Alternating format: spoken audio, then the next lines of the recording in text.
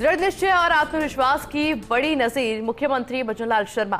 2 दिन निर्जला एकादशी का पूर्ण व्रत रखा मुख्यमंत्री भजनलाल शर्मा ने और आज अल सुबह 3:30 बजे उठकर पूजा अर्चना की गई और उसके बाद गोविंद देव जी की मंगला आरती में भी मुख्यमंत्री भजनलाल शर्मा पहुंचे। पहले दिन व्रत रखकर शाम को सिर्फ पानी पीकर व्रत खोला गया और उसके बाद दूसरे दिन निर्जला रहकर पूजा अर्चना की गई। इस दौरान पहले दिन कई कार्यक्रमों में शिरकत की और दूसरे दिन भी सरकारी कामकाज, बैठकों और फाइल वर्क में जुटे रहे मुख्यमंत्री और आखिरकार 2 दिन बाद गोविंद देव जी के शरण में जाकर चरणामृत लिया गया। गोविंद देव जी का प्रसाद ग्रहण किया मुख्यमंत्री भजनलाल शर्मा ने। करीब 48 घंटे से ज्यादा का निर्जला व्रत मुख्यमंत्री भजनलाल शर्मा ने किया और मुख्यमंत्री के इस आत्मविश्वास और दृढ़ निश्चय की हर कोई तारीफ कर रहा है। मुख्यमंत्री भजनलाल शर्मा की सनातन के प्रति जो गहरी आस्था है और अपने संस्कारों को आगे की पीढ़ियों तक स्थानांतरण के लिए भी अनूठा उदाहरण राजस्थान के मुखिया के द्वारा पेश किया गया।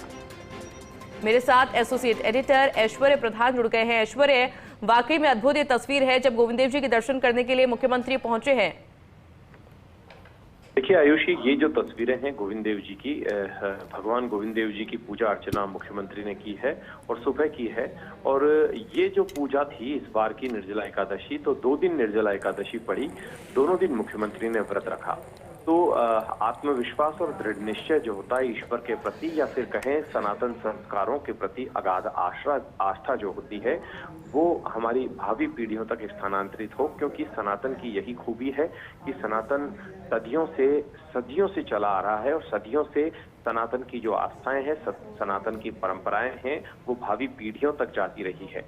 ये हमारे प्राचीन दौर की अगर हम बात करते हैं तो प्राचीन दौर में अक्सर ये परंपरा थी, लेकिन आधुनिकीकरण के होड़ में आजकल निर्जला एकादशी पर भले ही पर्व लोग मनाते हों, त्योहार मनाते हों, लेकिन बहुत कम लोगों को पता होता है कि निर्जला एकादशी भी है। और निर्जला एकादशी पर भगवान कृष्ण के प्रति जो भक्ति रखते हैं, भगवान विष्णु के प्रति भक्ति रखते हैं, या हम कहें कि जो परंपराएं हैं उन परंपराओं को निभाकर उनकी पूजा अर्चना करते हैं। तो मुख्यमंत्री की ब्यूरोक्रेसी और राजनेताओं में आज सुबह से काफी चर्चाएं हैं कि मुख्यमंत्री 2 दिन तक निर्जला एकादशी का उपवास किए। पहले दिन मुख्यमंत्री ने शाम को सिर्फ पानी पीकर अपना व्रत है वो खोल लिया, सिर्फ पानी पिया, 1 बार पानी पिया पहले दिन, और दूसरे दिन बिल्कुल अन्न जल त्याग दिया और अन्न जल त्याग कर पूजा अर्चना में जुटे रहे, राजकाज किया।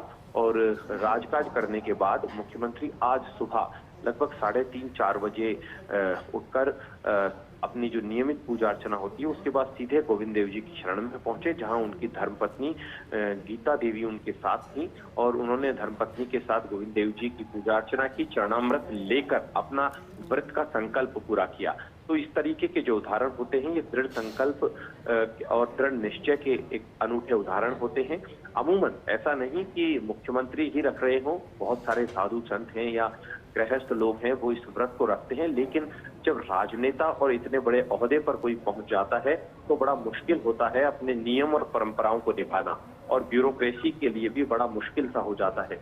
तो ये अपने आप में एक अनूठा उदाहरण मुख्यमंत्री की ओर से पेश किया गया है, क्योंकि 1 दिन पहले जब निर्जला एकादशी का पहला दिन था उस दिन मुख्यमंत्री ने पहले दिन गजेंद्र सिंह खीवसर की धर्मपत्नी को श्रद्धांजलि देने के लिए पहुंचे और दूसरे दिन मुख्यमंत्री सीधे जो संघ शक्ति कार्यालय है, संघ शक्ति क्षत्रिय युवक संघ के भगवान सिंह रोहल साहब सर का निधन हुआ तो उनको श्रद्धांजलि देने के लिए पहुंचे थे। उसके अलावा तीर्थयात्रियों की ट्रेन को हरी झंडी दिखाकर रवाना किया था।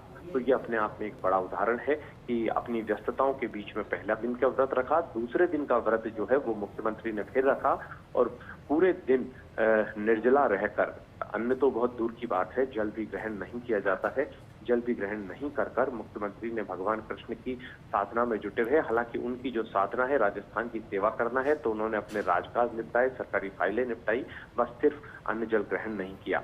आज का जो दिन है और आज भी वो अपना व्रत उनका पूरा हो चुका है। अब व्रत पूरा होने के बाद आज भी शाम को उनकी मैराथन बैठक है 5 बजे।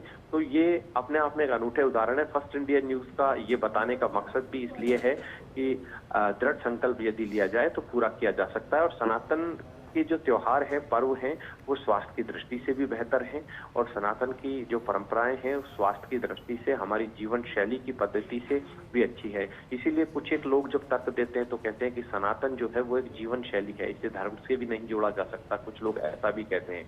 तो धर्म और जीवन शैली दोनों का बड़ा अच्छा संयुग्मन है।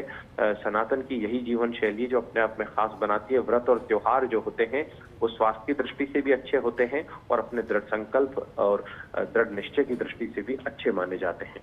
बिल्कुल। ऐश्वर्या, बहुत बहुत शुक्रिया आपको तमाम जानकारी के लिए।